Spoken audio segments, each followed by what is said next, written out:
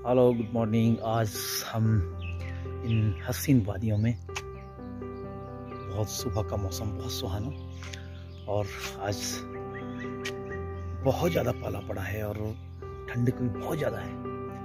अब दिन प्रतिदिन ठंड के समय में यहाँ पे जो पाला कोहरा जिसको कहते हैं वो बढ़ता जाएगा, और ये जो हमारा गांव बिल्कुल खड के साइड में है तो यहाँ पे ठंड बहुत ज़्यादा होती है और दिन भर खूब धूप लगती है। तो अभी लगभग 9 बजे का समय है और चारों तरफ अच्छी धूप खिली है, लेकिन सुबह का जो आलम था वो बहुत ठंडा, बेहद ठंडा था। और आज मैं आपको गांव में क्या क्या गतिविधियाँ चल रही हैं ये मैं दिखाऊंगा, तो बने रहें मेरे साथ और देखें कि क्या गांव में आज क्या होगा।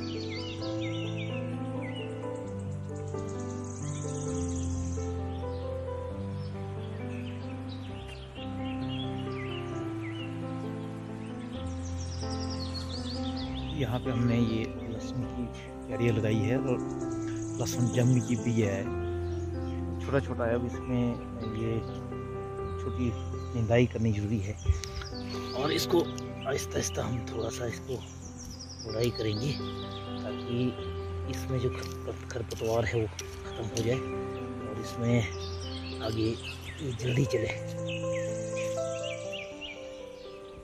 मैंने इस वक्त ये 8-9 क्यारियाँ हैं जो लहसुन की इनकी गुड़ाई कर दी है। सुबह ठंड तो बहुत है, लेकिन काम करते हुए अपना ही मज़ा है, और आप एक बार लग जाओ तो ठंड का पता ही नहीं लगता।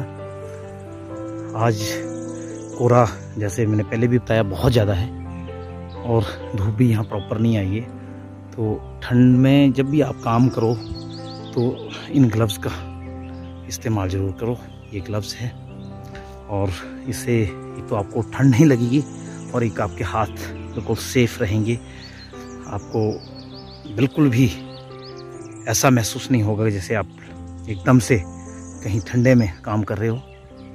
तो आज अभी यहाँ पे ये इस पॉइंट पे यहाँ मटर लगाए थे, लेकिन मटर अभी नहीं उग पाए हैं। कुछ ठंड भी है और कुछ सूखे की मार भी है, यहाँ पे बारिश प्रॉपर नहीं हो रही है। लेकिन किसी भी बीज को उगने के लिए एक टेम्परेचर की आवश्यकता होती है। ज़मीन में टेम्परेचर होना बहुत ज़रूरी है। तो शायद उसकी कमी के लगते भी ये नहीं उग पाए अभी तक, और इसको लगभग 2 हफ्ते भिजे हुए हो चुके हैं। कुछ यहाँ पे वो जंगली मुर्गे वगैरह भी आते हैं, वो भी चुग के ले जाते हैं, लेकिन अभी होप बाकी है कि शायद ये हो ही जाएगा। 1-2-3-4 दिनों में निकल आएंगे। तो ये देखो, कुछ एक तो बिल्कुल ऊपर आ गए हैं ये दाने, मटर के दाने। ये कुछ मुझे लगता है कि ये जो मुर्गे वगैरह होते हैं ये इनको चूंघते रहते हैं, और बहुत सारे तो इन्होंने देखो ये डाले हैं सुराख से, इन्होंने यहाँ से निकाल दिए हैं। तो ये जो जानवर, पक्षी, पंछी जो यहाँ पे रहते हैं ये भी बहुत नुकसान करते हैं फसलों को। तो अभी सुबह के 11 बज चुके हैं, तो मैंने ब्रेकफास्ट भी नहीं किया। अभी ब्रेकफास्ट के लिए जाऊँगा और उसके बाद फिर से यहाँ लग जाऊँगा।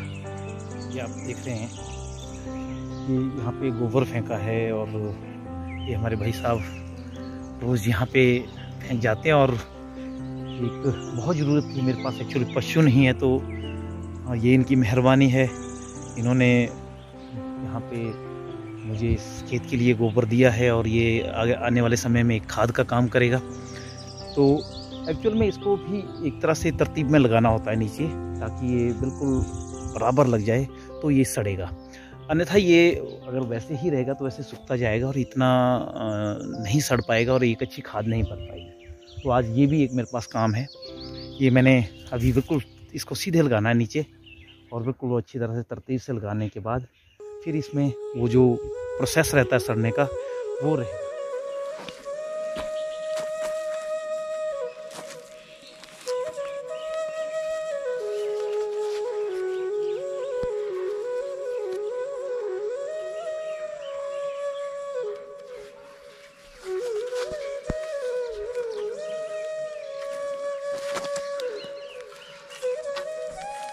ये मटर नहीं जमे तो अब जंदरी से, इसको जंदरी बोलते हैं हमारे, अब जहाँ जहाँ इसमें लगता है कि डांट है तो थोड़ा सा इससे ऊपर ऊपर से मैं इसको खिंचूँगा, ताकि इसमें अगर ये इसमें फंस गया है तो वो एकदम उगने में उसको सहायता करेगा।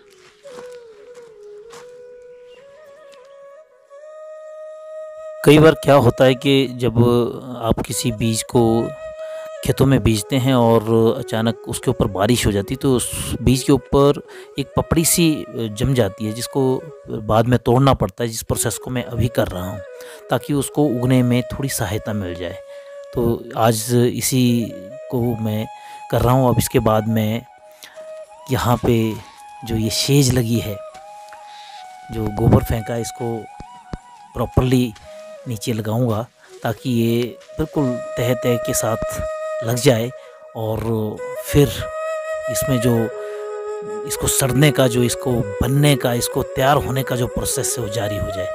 क्योंकि अगर ये ऐसा ही बिखरा रहेगा तो ये प्रॉपर से सड़ नहीं पाएगा, प्रॉपर खाद नहीं बन पाएगी। इसलिए इसको प्रॉपर तरीके से लगाना बहुत ज़रूरी होता है।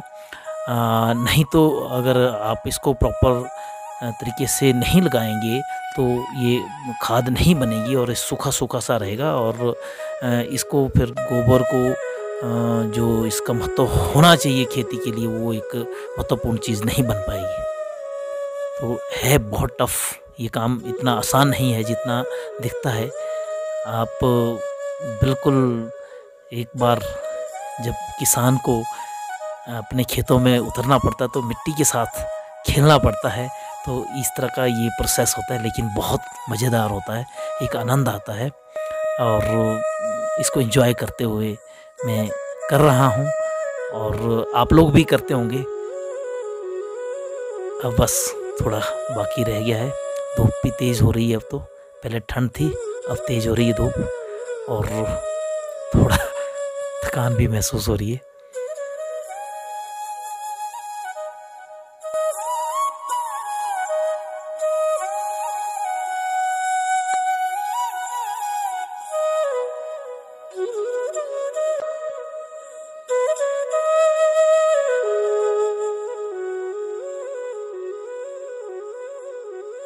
तो फाइनली बस अब शेज लग गई है। शेज लगना मैंने पहले भी आपको बताया कि गोबर को लगाने के लिए हमारे कहते हैं शेज को लगाना। ये प्रॉपर सेटल डाउन कर दी है मैंने और अब इसका प्रोसेस रहेगा। और अब थकान थोड़ी महसूस हो रही है तो बनता है कि थोड़ा सा अब रेस्ट किया जाए। लेकिन ये छोटा सा एक पेड़ था यहाँ पे जो बीच में हर्डल पैदा कर रहा है, तो उसको भी थोड़ा निकाल के अब बस फाइनली हो चुका है।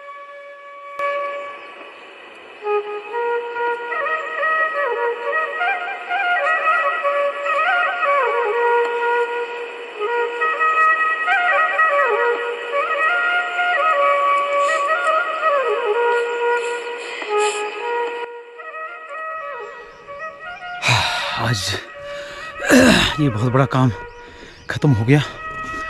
मटर के जो क्यारियाँ लगाई थी वहाँ पे भी जंदरी से थोड़ी उसकी पपड़ी को उखाड़ा है और लहसुन की क्यारियाँ भी ऑलमोस्ट गुडाई हो चुकी है। और उसके बाद था ये शेज का काम, जिसको गोबर लगाना, हमारे शेज लगाना बोलते हैं। तो ये काफ़ी दिनों से यहाँ ढेर लगा रखा था, भाई साहब रोज़ डाल देते हैं, लेकिन इसको जब तक ऐसे करके तरतीब से ना लगाया तब तक ये सड़ती नहीं है। तो आज ये काम भी ख़त्म हुआ। तो अभी जाना है, सिर्फ आज है देवता जी का फंक्शन बढेरा। बढेरा क्या होता है, बस ये सभी लोग जो यहाँ के लोकल है, हिमाचली या इस इलाके के, वो तो जानते हैं बढेरा होता क्या है। बढेरा एक्चुअल में देवता जी को हमारी ज़मीन से जो मौसमी फसल निकलती है उसका भोग लगता है। तो साल में ये 2 बार होता है। और आज जो हमारी पिछली फसल तैयार होके आई है उसके कुछ सभी घरों से वो राशन इकट्ठा होगा। मतलब सभी घरों से दालें ले जाके, सभी घरों से चावल ले जाके, और वो एक जगह पकता है, पूरे गांव वालों को या जो भी कोई वहाँ आना चाहे उनको भोजन परोसा जाता है। यहाँ दाड़गी में देवता जी के 7 स्थान है, अलग अलग उन स्थानों में देवता जी को भोग लगता है। और अब जाके सभी लोगों ने उसमें शरीक होना है। तो लगभग 1 बजने वाला है और मैं थोड़ा सा लेट हूँ, तो चलो मिलते हैं बडेरे में। फाइनली मैं बडेरे में पहुँच गया हूँ। सभी लोग देखो तैयारी में हैं, बिल्कुल कद्दू बन रहा है, ये चावल जो हमारे इकट्ठे हुए हैं, दाल इकट्ठी हुई और ये बनाने का प्रोसेस सब जारी हो चुका है। और साथ में पूजा भी चल रही है मंदिर के उस तरफ, कुछ लोग पूजा में भी है। तो बस इस तरह से हमारा प्रोसेस चलता है ये बडेरे का। बहुत सारे लोग बाहर से भी आए हैं, तो एक देवता का फंक्शन है। ये सभी जगह ख्याल हमारे पहाड़ों में तो ये सभी जगह होता है हुआ।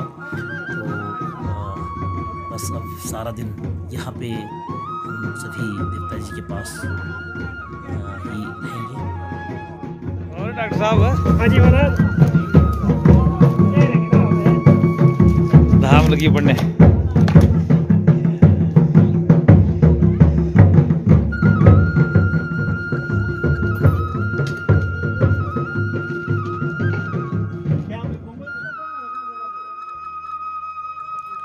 ये यहाँ से बहुत ही सुंदर व्यू है नीचे खड्ड का, सहज खड्ड का। ये है नर्सरी, और यहाँ बहुत ही अच्छी एक सुकून भरी जगह है ये भी। और आजकल तो इसमें देखो पत्ते नहीं हैं, यहाँ पतझड़ हो रखा है, बहुत घने से पेड़ है। पहले हम यहाँ पे पशुओं को चराने भी जाया करते थे। ये रेहड़ा नाम की जगह है।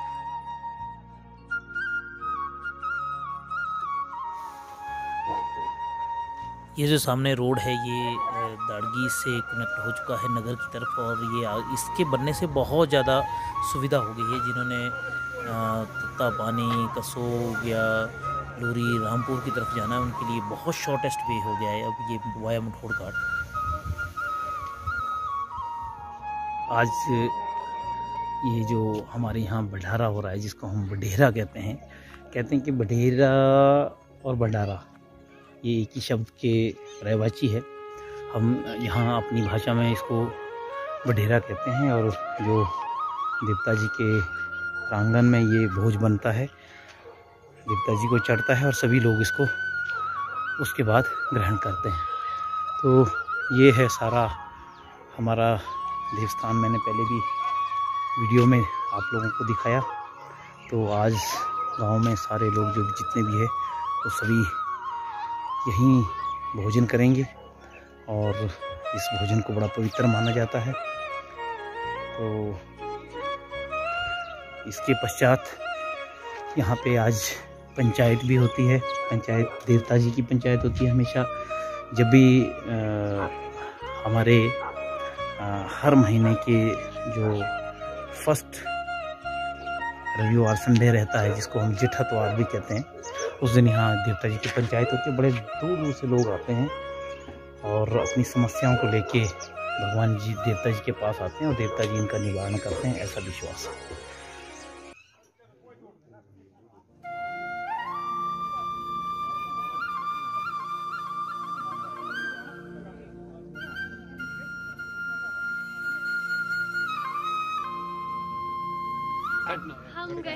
गढ़कान, अच्छा। और क्या आपके क्या था वहाँ फंक्शन? हाँ, तो यूथ फेस्टिवल दाड़गी की तरफ से गए थे। तो आपका क्या पोजीशन रही वहाँ पे? अरे कॉन्ग्रेचुलेशन आप सबको, वेल डन।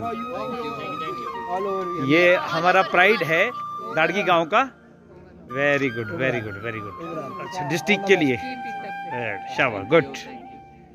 आज एक खुशी की बात यह भी है कि हमारे होनहार बच्चे, दाड़गी के बच्चे गढ़कान में यूथ फेस्टिवल में भाग लेने गए थे और एक ट्रॉफी लाए हैं। बहुत अच्छा इनका प्रदर्शन रहा। तो सभी बच्चों को हमारी बहुत बहुत शुभकामनाएं। इसी तरह तुम आगे बढ़ते रहें। हम सभी का आशीर्वाद सदैव तुम्हारे साथ है। All the best, God bless you all.